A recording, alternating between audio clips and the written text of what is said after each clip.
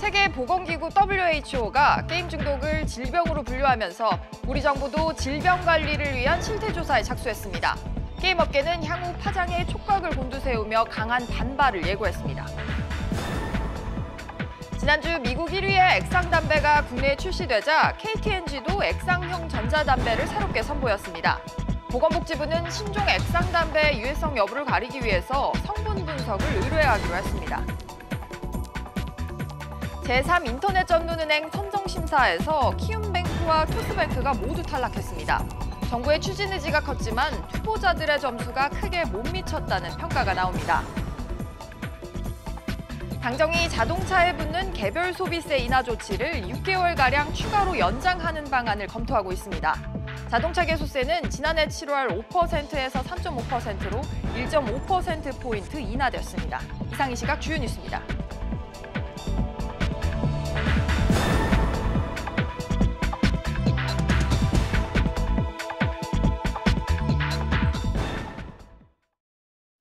(5월 27일) 월요일 백브리핑 시시각각 시작합니다. 첫 소식입니다. 세계보건기구 WHO가 게임 중독을 마약이나 알코올 또는 담배 중독처럼 질병으로 규정했습니다. 국내 게임 업계는 당장 비상이 걸렸는데요. 취재기자 연결해서 들어보겠습니다. 오수영 기자. 네, 오수영입니다. 오 기자, 게임 중독이 얼마나 심각하길래 WHO가 질병으로까지 규정을 했습니까? 네, 홍콩대 연구에 따르면 게임을 포함한 인터넷 중독 인구가 2014년 기준 세계 인구의 6%인 4억 2천만 명으로 추산됐는데요. 게임 중독은 그동안 질병으로 분류돼 있지 않았기 때문에 정확한 실태 파악이 어려웠습니다. WHO의 이번 결론으로 앞으로 관련 통계에 필요한 틀이 세계적으로 표준화될 것으로 보이고 국가 간 비교도 가능해질 전망입니다. 게임 중독 관련 보건 통계가 발표되면 예방과 치료를 위한 국가별 예산도 배정될 수 있습니다. 게임 중독의 질병 등록은 2022년 1월부터 발효될 예정입니다. 그런데 우리나라가 게임 선진국 중 한 곳 아닙니까? 관련 업계에 피해가 클 수밖에 없을 것 같은데요. 네, 그렇습니다. 게임 등급제 그리고 셧다운제 등 이미 적용되고 있는 규제가 많기 때문에 국내 게임 업계는 WHO의 결정을 추가 악재로 보고 있습니다. 이덕주 서울대 교수팀은 WHO가 2022년부터 게임 중독을 질병으로 보면 2023년부터 3년간 해마다 2조 원에서 5조 원가량의 손실이 생긴다고 예측했습니다. 국내 게임 업계 매출은 연 13조 원에서 14조 원 규모입니다. 업계는 게임 질병 코드 도입 반대를 위한 공동대책준비위원회를 꾸려서 반대 행동을 본격화할 계획입니다. 그런데 WHO의 이번 결정을 우리가 따라갈지는 별개의 문제잖아요. 정부의 입장은 뭡니까? 네, WHO가 게임 중독을 질병으로 규정하더라도 그걸 받아들일지 말지의 여부는 각국 정부가 알아서 결정하게 됩니다. 보건복지부는 다음 달부터 관계부처와 법조계 그리고 게임업계와 의료계 관계자들로 구성된 민관협의체를 마련해서 게임 중독의 한국 표준 질병 사인 코드, 즉 KCD 등록 문제를 논의할 예정입니다. WHO 기준은 2022년 마련되지만 KCD의 개정 주기가 5년이기 때문에 우리나라는 이르면 2026년에 게임 중독이 질병으로 공식화될 것으로 보입니다. 지금까지 SBS CNBC 오수영입니다. 지난주 출시된 신종 전자담배 줄에 대한 소비자 관심이 고조되는 가운데 KT&G가 오늘 대항마인 릴 베이퍼를 출시했습니다. 정부 고민도 그만큼 깊어질 수밖에 없는데요. 자세한 내용 취재기자 연결합니다. 박연신 기자. 네, 박연신입니다. 박 기자, 액상 교체형 전자담배가 줄지어 출시가 되고 있는데 경쟁이 뜨거워지고 있는 것 같아요. 네, KT&G가 오늘부터 액상 교체형 전자담배 릴 베이퍼의 판매를 시작했습니다. 앞서 지난주 출시된 미국 제품 줄과 같은 유형인데요. 액상 카트리지를 교체하는 방식으로 관련형 전자담배에 이어 2라운드가 시작된 셈입니다. 그렇군요. 두 제품 모두 편의점이 핵심 판매 거점인데 편의점 브랜드가 초반 대리전을 치르는 양상이죠? 네, 그렇습니다. 줄은 서울 지역 GS25와 세븐일레븐 편의점에서만 판매되고 릴 베이퍼는 서울과 대구, 부산에 있는 CU에서 한시적으로 독점 판매가 이루어집니다. 이 때문에 편의점 업계가 이번 액상 전자담배 대리전에 돌입했다는 분석이 나오고 있는데요. 지난 2017년 관련형 전자담배 출시 때도 필립 모리스가 CU를 통해 아이코스를 독점 판매했고 GS25는 KT&G의 릴과 브리티시 아메리칸 토바코의 글로우를 판매하면서 맞붙은 경험이 있습니다. 이번 액상 전자담배 초반 경쟁도 편의점 간 경쟁이 됐습니다. 이렇게 유통업체 간 판매 경쟁과는 별개로 정부는 액상담배 성분 분석에 착수를 했어요. 네, 그렇습니다. 현재 액상 전자담배의 유해성은 아직 공식적으로 확인된 것이 없는데요. 최근 미국 하버드대 연구팀에 따르면 액상 전자담배 향료가 사람 기도에 선무에 악 영향을 주고 이로 인해 폐 기능이 저하될 수 있다는 연구 결과를 발표한 바 있습니다. 보건복지부는 우선 지난주 출시된 줄에 대한 성분 분석을 식약처에 의뢰할 예정이라고 밝혔습니다. 이와 관련해 식약처는 액상 전자담배에 들어있는 20개 성분을 측정한 뒤 결과를 발표할 예정인데 유해성 논란에 다시 불이 붙을 전망입니다. 지금까지 SBS CNBC 박연신입니다. 키움뱅크와 토스뱅크 모두 제3 인터넷 전문은행 선정에서 탈락했습니다. 은행으로서의 기능을 충실히 수행하기에 안정성은 물론 인터넷 은행으로서의 혁신성에도 모두 미흡한 것으로 평가를 받았습니다. 임종윤 기자의 보도입니다. 키움뱅크와 토스뱅크 모두 주인공이 되지 못했습니다. 일부 평가위원회의 평가 의견과 금융감독원의 심사 결과를 감안해서 키움뱅크 및 토스뱅크 두 곳의 예비 인가를 불허하기로 결정하였습니다. 예상과 달리 두 곳 모두 탈락한 것은 인터넷 전문은행으로서의 혁신성과 은행으로서의 안정성 측면에서 모두 정부 기준에 못 미쳤기 때문입니다. 키움뱅크는 사업계획의 혁신성과 실현 가능성, 구체성 측면에서 미흡한 평가를 받았고 토스뱅크는 출자 능력 등 지배주주의 적합성과 안정성, 즉 자본 조달 측면에서 낮은 점수를 받았습니다. 특히 최근 K뱅크가 추가 자금 조달에 어려움을 겪고 있는 점 때문에 심사 과정에서도 자금 조달의 안정성 여부가 중요하게 고려됐다는 게 최종구 금융위원장의 설명입니다. 금융위원회는 최대한 빨리 신규 인가 절차를 다시 추진하겠다는 입장입니다. 3분기 안으로 예비 인가 신청을 다시 받고 4분기 안에 최종 인가를 하겠다는 방침입니다. 또 이번에 탈락한 두 개 컨소시엄은 물론이고 추가로 새로운 신청자에게도 충분한 준비 시간과 기회를 제공하겠다고 밝혔습니다. 일각에서 제기되고 있는 흥행 논란과 관련해서는 여전히 많은 기업들이 높은 관심을 보이고 있다면서 문제될 게 없다라는 게 금융위원회 입장입니다. SBS MBC 임종일입니다. 앞서 보신 것처럼 금융권 안팎의 예상을 깨고 예비인가 신청을 했던 키움뱅크와 토스뱅크 두 곳 모두 탈락을 했습니다. 이 문제 관련해서 박규진 기자와 좀 더 자세히 짚어보겠습니다. 네, 박 기자. 예. 우선 이번 인터넷 전문은행 심사는 그동안 외부 전문가의 평가 결과를 금융당국이 그대로 수용을 한 거죠? 네, 맞습니다. 방금 말씀하신 것처럼 외부 전문가가 1차 판단을 내린 거고요. 이것을 그대로 금융감독원과 금융위원회가 받아들여서 두 곳 탈락 이렇게 최종 결과가 나오게 된 겁니다. 외부 전문가라는 건 7명의 이 민간 전문가로 구성이 된 이 외부평가위원회라는 곳에서 이제 판단을 내린 거고 이게 결정적인 이제 변수가 됐다 이렇게 보시면 되는데요. 이 민간 전문가들은 결과적으로 두 곳 모두 불허, 이 불승인이라고 하는 평가 의견을 금융감독원에다가 제출을 한 거고 금융감독원도 같은 의견을 금융위원회에 제출을 해서 바로 어제 오후 4시에 금융위원회가 전체 회의를 열고서 이 같은 결과를 최종 의결하게 된 겁니다. 최종구 금융위원장마저도 어제 오전의 결과를 들었다. 그리고 상당히 당황스러웠고 전혀 예상하지 못했다. 이렇게 밝히기도 했습니다. 그런데 이번 결과가 좀 의아한 게 최소 한 곳은 통과될 거라는 어떤 업계 안팎의 전망이 있었던 거잖아요. 이렇게 두 곳 모두 탈락된 이유가 있을까요? 네, 말씀하신 것처럼 시장의 예상이 크게 벗어났다 이런 게 중론인 상황인데요. 결론부터 둘 다 탈락한 배경을 좀 간단히 말씀드리면 키움뱅크 같은 경우에는 혁신성이 좀 떨어졌다라는 평가를 받았고요. 토스뱅크는 자금 조달 능력이 미흡했다라고 하는 외부 전문가의 평가를 받았습니다. 이 키움뱅크 같은 경우는 주요 주주가 하나은행이 있고 또 SK텔레콤 등 듣기만 해도 뭐 대형 시중은행 또 대기업 등이 주주로 참여를 해서 돈줄 걱정은 없었습니다. 하지만 혁신성이라든지 실현 가능성 면에서 미흡하다는 지적을 받게 된 겁니다. 쉽게 말해서 인터넷 전문은행이라고 하면 기존 시중은행과는 다르게 혁신적인 상품이나 서비스 구상을 내놔야 되는데 기존 은행과는 차별화가 없어서 평가위원들의 눈높이를 맞추지 못한 것으로 보입니다. 네. 토스뱅크 같은 경우에는 토스를 운영하는 게 비바 리퍼브리카라고 하는 곳인데 지분 60%를 갖고 주도하는 컨소시엄이 구성이 되는 건데 여기에도 초기에는 신한금융이라든지 현대해상 등 이른바 거대한 자금줄이 될 만한 주주들이 참여한다고 했었는데 결과적으로 이탈이 돼서 그동안 자금 조달 우려가 계속 제기가 돼 왔었거든요. 탈락 배경 관련해서 최종구 금융위원장의 설명을 직접 들어보시죠. 네.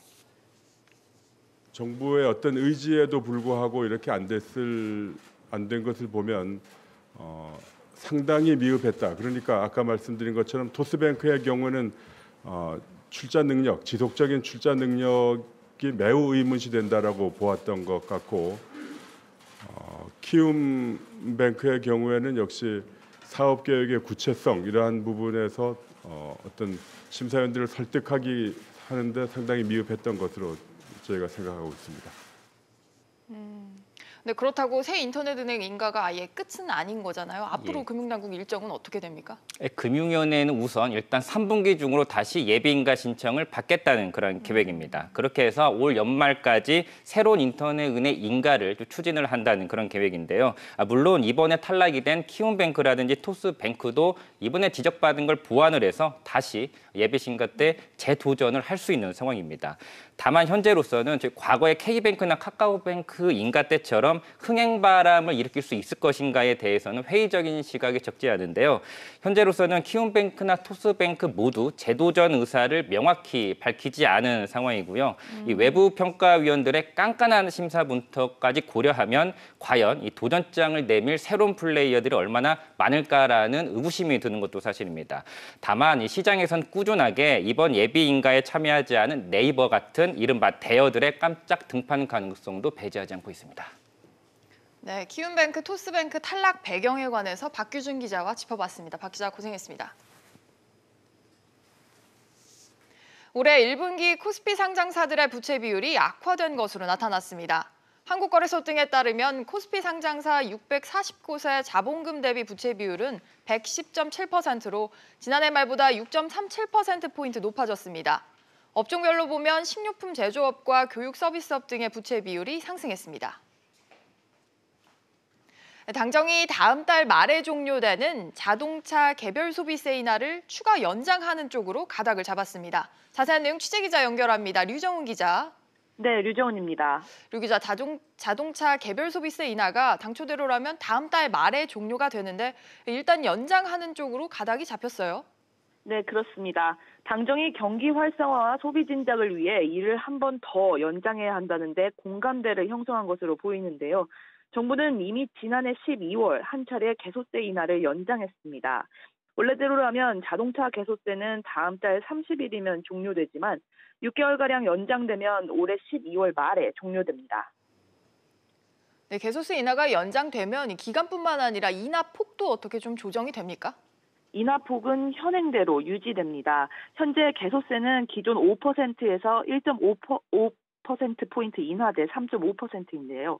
이 세율을 2천만 원짜리 자동차 구매에 적용하면 43만 원의 혜택을 보게 됩니다. 당정은 개소세 인하 추가 연장 기간을 확정한 다음 달 중으로 발표할 예정입니다. 지금까지 SBS CNBC 류정원입니다. 다음 소식입니다. 홍남기 경제부총리가 최근 국제신용평가사와의 인터뷰에서 최저임금 인상 속도가 시장 기대보다 빨랐다라고 언급을 했습니다. 취재기자 연결해서 자세히 들어보겠습니다. 장가희 기자. 네, 장가희입니다. 장 기자, 홍남기 경제부총리가 최저임금과 관련해서 의도는 좋았지만 너무 빠르게 인정됐다고 언급을 했어요. 네, 그렇습니다. 홍 부총리는 최근 국제신용평가사 피치와의 인터뷰에서 최저임금 인상 영향에 대해 긍정과 부정이 공존한다며 이같이 말했습니다. 홍 부총리는 근로자의 명목 임금 상승률이 늘고 저임금 근로자 비중도 18%로 줄어든 것을 보면 목표를 달성했다면서도 최저임금에 민감한 음식, 숙박업종이나 부담 여력이 충분하지 않은 영세 사업자가 영향을 받고 있다고 생각한다고 전했습니다. 홍 부총리는 최근 기자간담회에서도 내년 최저임금을 결정할 때 경제, 고용에 미치는 영향과 경제 주체의 부담 능력, 시장에서의 수용성을 고려해야 한다며 속도 조절 필요성을 시사하기도 했습니다. 그렇군요. 최저임금 속도 외에는 또 우리 경제에 대해서 어떤 점을 언급을 했습니까? 네, 홍 부총리는 확장 재정과 경제 활력 제고에 대해서도 언급했는데요. 그는 경제 활력을 높이는 데 가장 중요한 플레이어는 민간이라며 정부 재정은 보충적으로 제공하는 마중물이라고 말했습니다. 또한 민간 영역에서 좋은 일자리가 나와야 한다며 정부가 재정을 통해 지원하고 있다고 언급했습니다. 여기에 글로벌 비즈니스 센터와 용인 반도체 클러스터 등 민간 투자가 활발해지도록 지원하고 있고 규제 샌드박스와 규제 입증 책임제 등을 도입해 신산업을 지원하겠다고 설명했습니다. 홍 부총리는 정부가 재벌, 대기업의 기업 투명성과 책임성, 효율성을 높이기 위한 지배구조 개편 작업을 공정경제라는 국정기조 틀 아래서 강력히 추진하고 있다고도 강조했습니다. 지금까지 SBS CNBC 장가입니다. 40대에서 60대 사이 중장년층은 우리나라 경제 허리를 받치고 있는 계층이죠. 그런데 자녀는 아직 독립을 못했고 또 노부모는 은퇴한 계층이기도 해서 부양 부담 역시 클 수밖에 없습니다. 실제 중장년층 상당수가 부모와 자녀를 동시에 부양하는 이중부양 상황에 놓여 있다고 하는데 취재기자 연결해서 알아보겠습니다. 이광우 기자. 네, 이광우입니다. 이중부양을 해야 하는, 그러니까 자녀와 노부모를 함께 부양해야 하는 중장년층이 국내에 좀 얼마나 많습니까? 네, 한국보건사회연구원 조사에 따르면 지난해 기준 만 45세에서 64세 사이 중장년층 중 39.5%, 그러니까 10명 중 4명가량은 25살 이상의 미혼 성인 자녀와 부모를 함께 부양하고 있었습니다.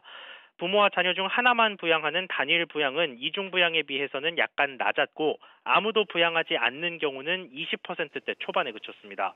가구 형태별로는 부모와 미혼 자녀가 함께 사는 경우에는 이중 부양 비율이 50%에 육박했고 단일 부양 비율도 40%를 넘겼습니다. 3대가 함께 사는 가구는 절반 이상의 이중 부양 부담이 있었고 단일 부양도 3분의 1이 넘었습니다. 그런데 한 명이 벌어서 이렇게 여러 세대를 떠받쳐야 한다면 부담 상당할 것 같은데요.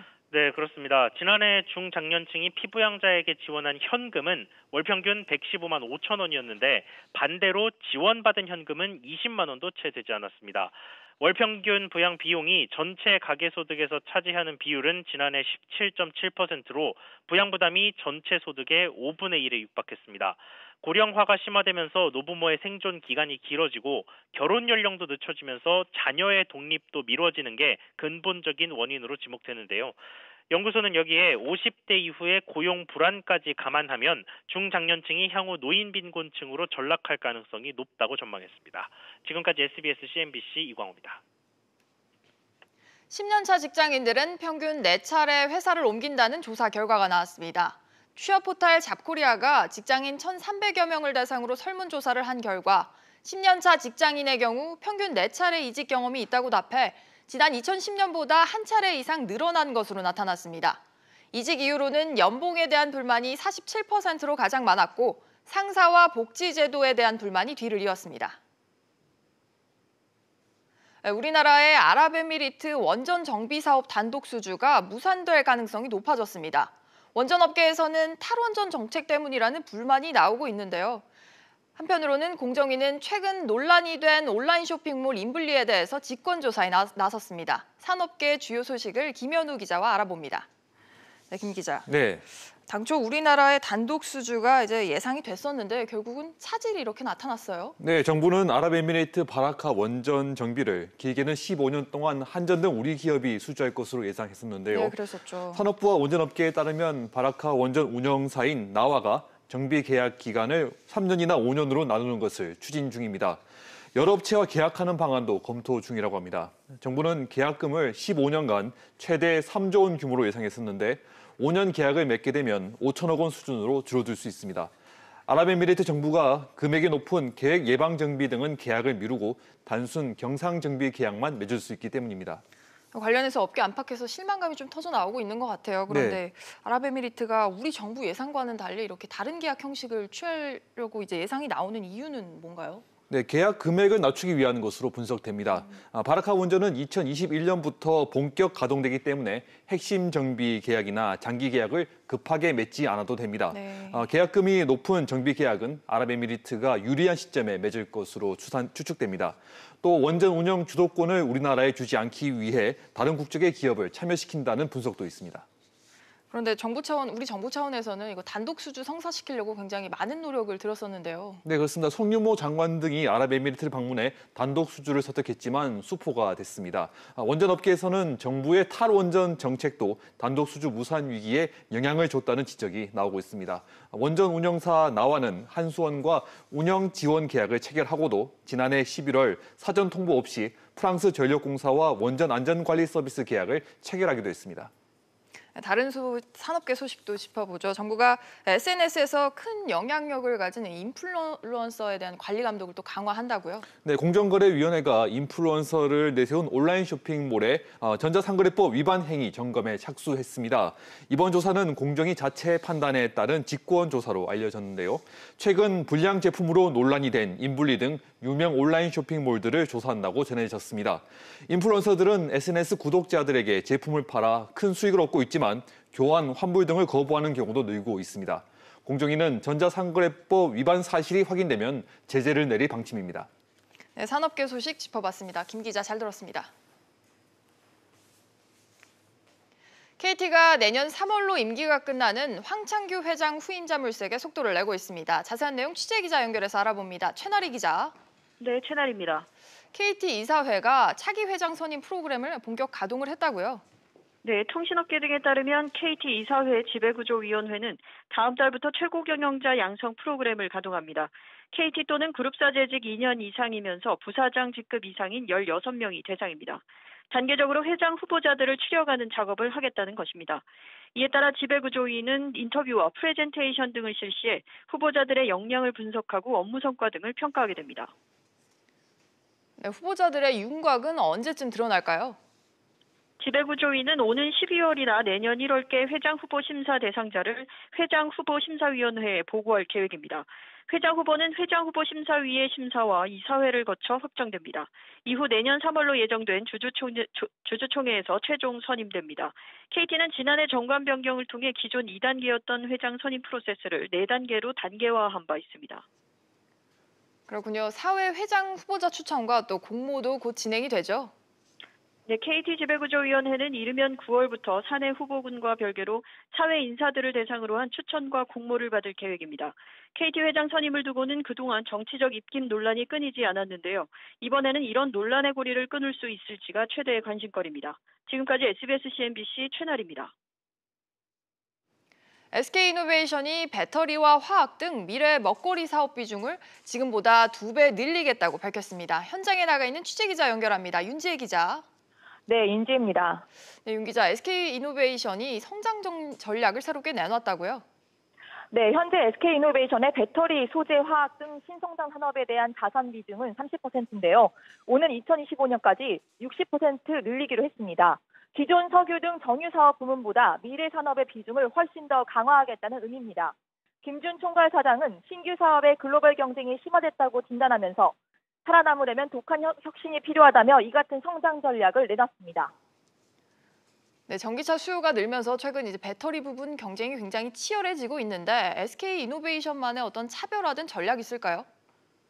네, SK이노베이션은 단순히 배터리 사업 생산 기지로서가 아니라 이모빌리티와 에너지 솔루션 전방위를 아우를 수 있도록 사업 영역을 확대하겠다고 밝혔습니다.